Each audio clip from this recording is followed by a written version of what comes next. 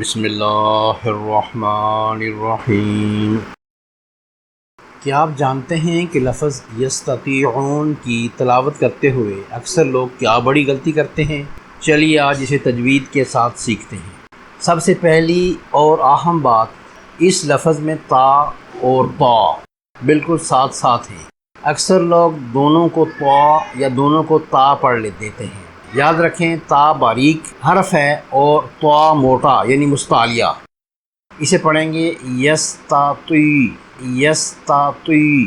دوسری چیز، اس میں دو حروف مدہ ہیں، تی یائے مدہ اور عو واو مدہ۔